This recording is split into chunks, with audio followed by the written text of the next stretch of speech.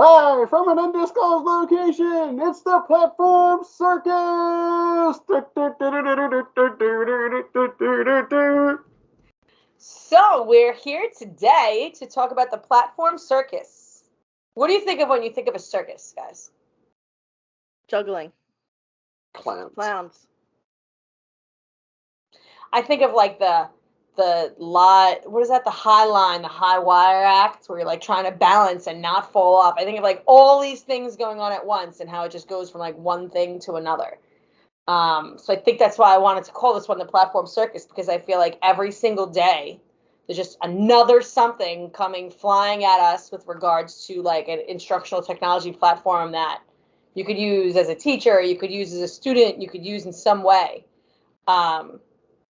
And it is almost like a circus. Like if you don't have some type of organization to what you're doing or what you want to use, then it almost becomes overwhelming that there's just too much going on, you know. I think that's the perfect example of what happened during the pandemic. It was like we had all those offerings, and then it was like, well, what do I use? You know, like, oh, okay, here's a training on Nearpod, here's a training on Flipgrid, here's a training on all these other tools, and you know, we're all trying to do our best, but at the end of the day, it's like, how do I know which is right for me? Yeah. And I think, I mean, you two can probably speak to this more than I can, because I was not in the technology world long before, you know, I was the mentor, but I mean, to me, it seems like the amount of platforms that we have has just like so wildly increased. Like I remember when I was first in the classroom, you could use Edmodo. That's what I used as like a, you know, as like a learning platform for my students. But now there's Edmodo, which is not approved. So by the way, you can't use Edmodo, but back then it was not a big deal. Has the red X on it. Yeah, Edmodo has a red X. But listen to her. Please. But there's so many, even just within our, you know, there's Seesaw, Google Classroom. There's ones that you use even when you're in college. What is that one? Blackboard. You know, Stony Brook uses Blackboard. There's so many even different ways and platforms to even organize your classroom that's not even within teaching. That's just to get in disseminating information, that the options are limitless, you know? Yeah, so when I came through BOCES in 2015, I mean, the real focus was just on Smartboard and Smart Notebook. And, you know, it was a time where there were no laws in place, so teachers can use whatever they wanted to. So although the focus was Smart Notebook, you know, whenever I would go to visit a teacher and help them or push in, it would be on whatever they found. It was just, oh, you know, I took a class and I came across this app, or hey, you know, there's this tool that helps me with math, and you know, I want to get my students to use it, so they would. And that was just the way of how things worked. And then, you know, now it's very different. You can't just use whatever you want, because there's EdLaw 2D, which this year has been interesting in going through those motions of getting everything interesting.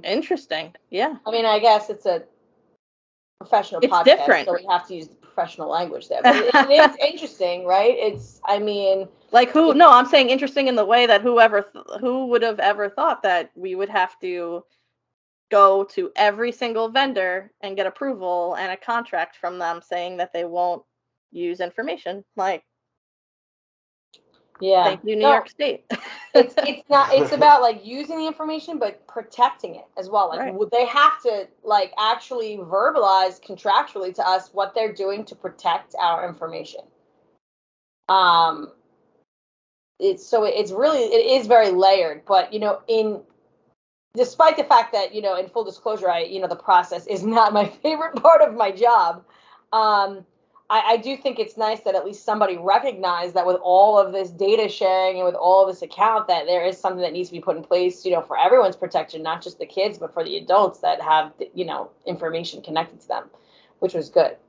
But I don't know, Kevin, what do you remember from like when you first started working here? What year, and what do you remember about the whole process of like platform onboarding and that whole process? So when I started in 2016, like similar to what Victoria was saying, is like in the back of my mind, all I could think about was like smart notebook being like the relevant thing. Google really wasn't that much in play. I know we were kind of, I think at that time, like just piloting We were using Google piloting in the it with the district. science department. Yeah. I was gonna say I think it was department based, but yeah, there you go. And did they have like district I Google accounts, or was it? Yeah, Was it? so I mean it's funny Yeah, because interesting. I have some in the admin console. I still have some of those like original accounts that are like deactivated. Yeah. Because there was like a different naming convention compared to what we have now. But yeah, it seems like there was a select few people that were included in that, and yeah, it's crazy that like kind of in a way the pandemic happening kind of forced our hand, I think. I mean, I know we Yeah. were leaning towards that anyway in the district, but it kind of like forced like everybody to kind of embrace it more and go that direction. Yeah. I mean, it's interesting too, because when I look at our, we always have to have the state education plan for instructional technology. And when I look at the first plan, which was pre-pandemic, it never said anything about one-to-one. That was never Connectquot's intention or goal. It was just to increase the amount of access to devices by having like grade level carts or departmental carts of devices. And I guess because we are one-to-one and we do have the ability to really utilize these platforms to their fullest ability, which is why we're in this situation with like who's using what. I feel like, for those of you that are from my generation, which might not be those of us here on this podcast, but listeners maybe, you remember the guy like who's on first, who's on second, who's on third. It's like that's sometimes how I feel in this job with keeping track of how am I helping everybody, because who's using Seesaw, who's using Google Classroom, and who's using Nearpod, and who wants to use Pear Deck instead of Nearpod because they like certain pieces of that better. It is challenging to keep up with who's where. And I think part of that is because the pandemic thrust everybody into just using things and maybe not using everything, or did everybody have the appropriate exposure to all different things to know what they want to use best. Yes, during the pandemic, we did our best to offer trainings and give everyone access. But now that things have settled mostly back into some sense of normalcy, what are we doing to help people step out of the circus and step into creating that instructional tool belt that Victoria and I talk about all the time, of like what to use when and what is a best practice in using certain things, I think it's also a matter of like knowing your wants versus knowing your needs. So like there are tools that you might need. Like for example, during the tutorials and everything, we were in a place where you had like teachers had PDFs that they would need to push out, but the reality of it is how are the students completing those PDFs digitally without any sort of technology tool? They would, if we didn't have any tools, they would have to print it out, complete the sheet, take a picture, and then upload it, which some of us did, and that's fine. But then we realized that a need that we have during this time was that we needed to get this completed. And so that's when Cami came, we onboarded with Cami, and that allowed us to, have the PDFs go into this program and the students can annotate and write on top of it and easily submit it.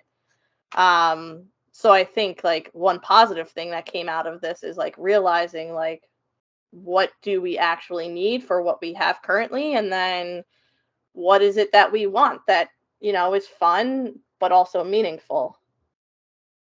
Yeah, that's a good point.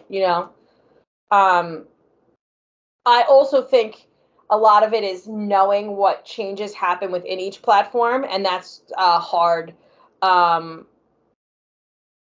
Because so much changes sometimes, and as an end user, you may not see it as much depending on how much you're using the platform. But like I'll use Nearpod as the example. Like Nearpod within it has its own version of Edpuzzle, which is very, comprehensive. It has its own version of like, let's say, a Kahoot or a Quizzes with their, time to climb slide. It has matching pairs, which is very similar to something like Quizlet. So it has actually in one platform multiple different functionalities from other platforms. And I don't know that everybody really comprehends all the time that they can do a one-stop shop just with that platform. And I think also just within like the Google, I'm going to actually turn the mic over to Kevin to talk a little bit about what he sees even in just updates within Google, like within that platform of itself and that educational tool, just what changes on a regular basis and how he even knows about that, you know? Well, yeah, it's funny. There's times where I can log into even the admin console where everything, gets changed around as far as settings and where users are. Like sometimes they put new features and they'll put a little blurb in the top corner, and then it links to their workspace, blog. We've had Google Classroom updates throughout the school year that just randomly came up, features in Google Meet. I'm trying to think of one that was like the big one this year.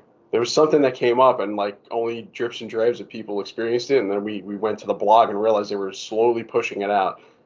I think that's the funny thing about Google is like you could be teaching and realizing that you got an update, and then you go in the same department or same grade level and you're like, hey, did you see this? And then the other person's like, what are you even talking about? Yeah. You don't have it. Yeah. And you're like, no, I swear I have it, and it becomes like, why did this that happened to me and you, Victoria, one time during the pandemic where you had something that I didn't have. You had virtual backgrounds and I did not. Yeah, the virtual backgrounds, yeah. Yeah. But it's just so interesting, even the way that these platforms and stuff. That's why it's just a circus. It truly is like a circus, and I mean it both negatively and positively. You know what I mean? Like not everything about technology is always great or is always welcome. That's just not the way it is all the time. And like sometimes even the most positive enhancement to a platform can come at the most negative time because you want to do something and now it looks different or something what isn't where it was before and you need to use it instantly and you that change throws your whole game off for that class period or for that lesson. And it really is like totally stressful in that way. You know what I mean? So I totally get that. Yeah, so it was like the visual effects, things like that. I know, like I think you mentioned the whole like virtual background. That stuff was like implemented, but like they enhanced a lot of this stuff throughout the school year that just kind of showed up for users. Yeah. I think even say forms. I don't know off the top of my head right now. Oh yeah, forms made the change about you're not, you can finish the form. You have 30 days to complete a form. Right. Yeah. Which was really an amazing enhancement for teachers. However, you didn't know that was happening, and then all of a sudden it was. So you allotted X, Y, or Z in your class to do it one way, but then you realized that this enhancement was there. So it's just an interesting process, you know what I mean? And that's why, like I said, I refer to it as a circus because it really is just, you never know what's going to pop out of the car. Is it going to be another clown? Is it an elephant? Is somebody falling from the high wire? You just don't know. And it is a little bit, it's overwhelming. So like, what is the process to combat that overwhelm? Like, I think that, as I was coming on, into this job, we were transitioning from using Clever as our main platform kind of servicing desk where we can see everything that's offered to us. We were moving from Clever to ClassLink. And I know that was kind of big for the department, just in helping to organize everyone's thought process on what they can use. Yeah. So that came because I think at the time when we were using Clever, they had like just become like not compliant with New York State, so we kind of had to move to another I guess platform in the sense of using ClassLink. And ClassLink and Clever are similar. I know Nikki Clinch, shout out to her. Nikki Clinch. She's basically seen ClassLink from the beginning until now. She's basically built it from the ground up, as far as building out the apps for each building when they log in, as far as if it's teachers, students, as far as what apps are approved, what they see, how to customize their backpack. She's tried to make it as easy as possible for everybody to just be able to log in one spot and be able to launch all of their necessary applications. People don't realize that you're also able to access your network documents there, your Google Drive documents in one spot. So it's pretty helpful. So it was cool to see it like all be built from the ground up, kind of in a quick time frame, really. Yeah. And it's always growing. She's always constantly having to improve stuff, and having to put in updated spreadsheets in regards to class rosters, which we get nightly reports from our SIS eSchool, obviously. So any registration changes in the buildings, things of that nature, those are things that we're constantly getting information on, and that's all going into that. It's like a lot of working pieces behind the scenes to get it to work. Automation to get that to work. work. Yeah. So. But I mean, that piece that wasn't there before, I think is such a great feature for teachers, just to have the app libraries that she's put in as well, Right. where they know what to use, and I think for the conclusion of this session, where I really want to focus on is like how to stop it from being this circus. Like what I want you guys to have a discussion with us in post this podcast is, how do I stop this circus, this swirl in my mind on what I should use or how I should be applying the instructional technology? And how do I get to a place of, this is my tool belts. This is what I keep in my tool belt. This is what I use in my tool belt, because I think that that's not only what's going to stop the confusion for us, administrators, teachers, everybody that has to do with the platforms, but also for the students. Because if you think about it from the student side, well, today my teacher's using this, and now tomorrow they were using that, and now they're using this. And it's a lot for the kids to kind of remember. And I think that the act of using Google Classroom, or the act of using ClassLink and pushing the kids always through Google Classroom for the assignments, and pushing them always through ClassLink to access the platforms, at least streamlines this circus, right? It turns it from a completely disorganized circus at least into 3 rings, right? So I'm putting my focus here, and now I'm putting my focus there. But how to get to a place where you know how to use something, and you know how to use it really well, and you know when to apply it, as opposed to just grabbing something and throwing it and seeing if it sticks, Right. And going back to those app libraries, like, I know in the last track we talked a little bit about, like, sometimes you just end up planning backwards, like, and that's how it works, how you do it. And I think if you go into those libraries in ClassLink, you can actually see like what's offered and say, okay, here are my options now. You don't have to remember anything anymore. It's not like, hey, let me do a Google search and say like, what tech tool will help me, with student engagement or participation and all of these things. Like, we have it listed for you. So now it's a matter of like knowing your, teaching objective, and then pairing it with a tool that will enhance your instruction and increase student participation. And I think that's, really telling, especially now. We have a lot of great things to offer in the district. So hopefully, it'll help you utilize them.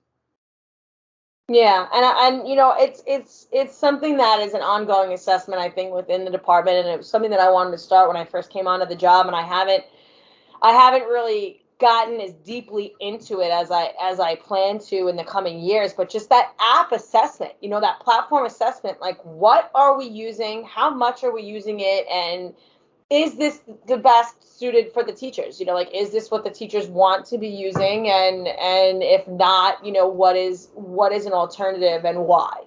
You know what I mean? And really looking at the usage data and presenting out to people and giving them those options and a clear explanation of what each of those options brings to the table for them.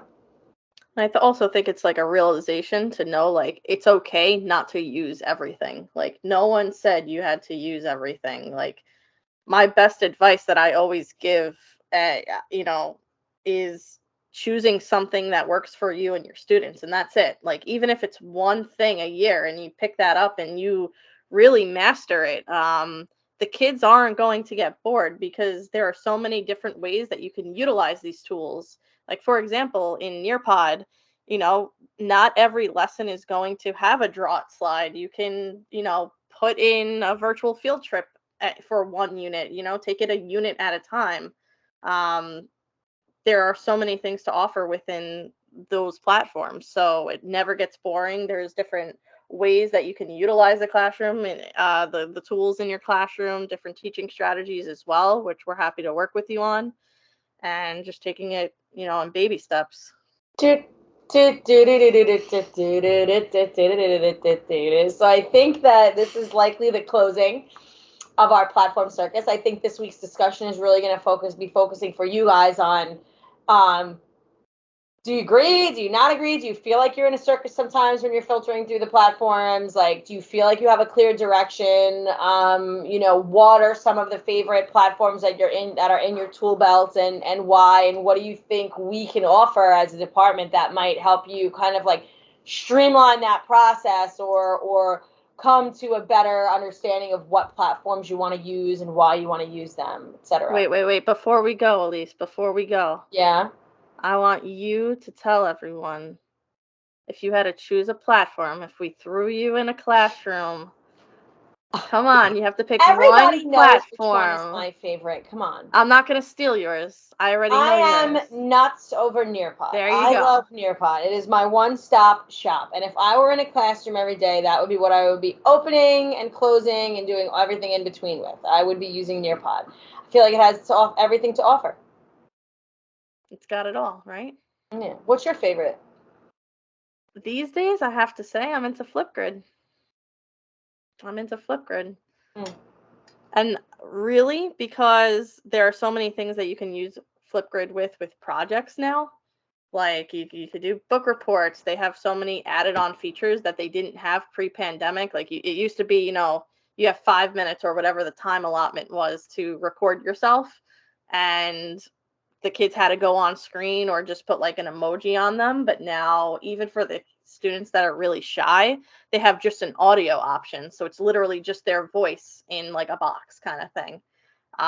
So that's one neat feature. And then my other favorite feature of Flipgrid now is that you can put yourself with a virtual background and actually make yourself really small so you can, describe what's in the background. I don't know. I'm into these That is things. cool, I guess. It's like a green screen feel. Yeah, that's cool. So that's cool. That's my favorite these days. I mean, I hope Kevin's favorite is Google, since he's the Google admin, but, he maybe has a different one. I don't know. Definitely, no, I'll say anything Google. Definitely not Goose Chase.